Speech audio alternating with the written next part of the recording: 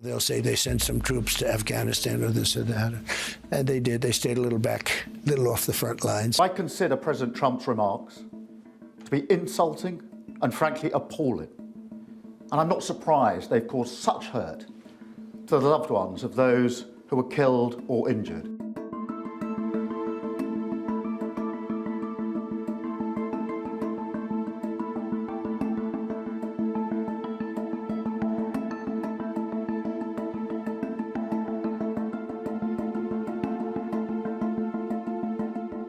We get along very well with NATO, I think, but I've always said, will they be there if we ever needed them? And that's really the ultimate test, and I'm not sure of that. I know that we would have been there, or we would be there, but will they be there? And let's hope that that never happens. We've never needed them.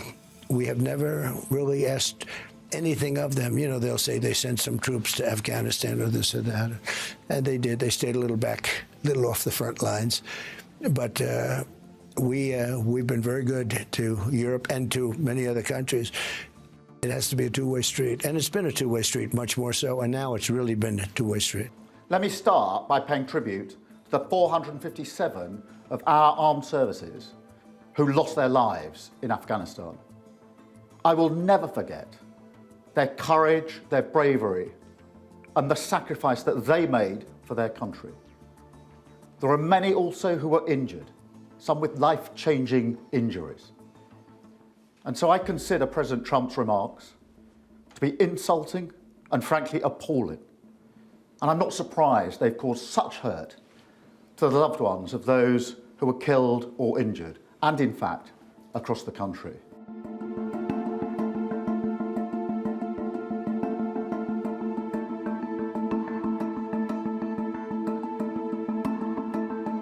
On Afghanistan, frankly, this is utterly ridiculous.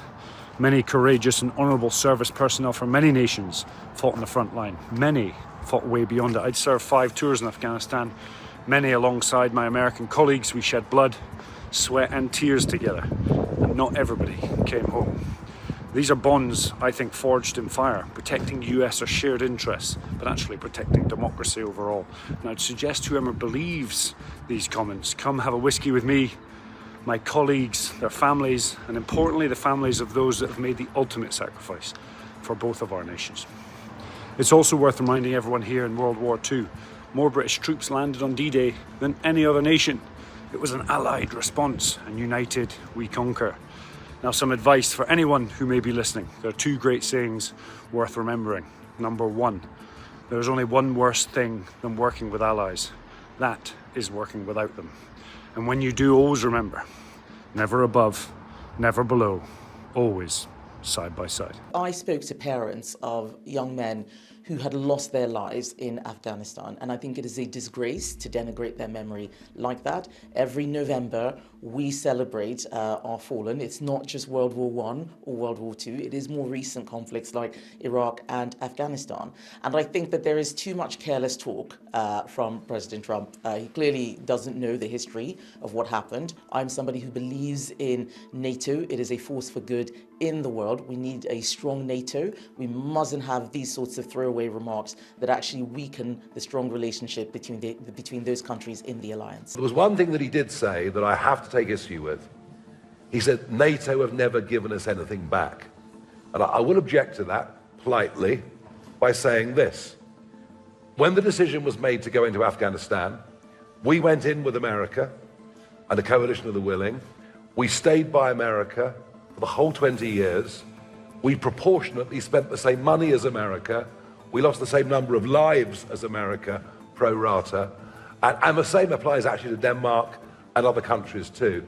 So it's not quite fair. My message to Donald Trump would be that you need to turn around and say, these were unfortunate remarks. I didn't mean to denigrate the contribution that certainly the United Kingdom has made to the United States fighting in operations in places like Iraq, Afghanistan and other theatres. But perhaps he could also value that contribution of saying it was a brigade continuously for over a decade in Afghanistan. It was a division in Iraq. And that's the sort of contribution we need to see going forward, and use that as a recognition of the previous commitment and the bravery and all the courage that has been shown by British troops and other NATO nations fighting alongside the Americans. And that's what we need to be able to do in the future.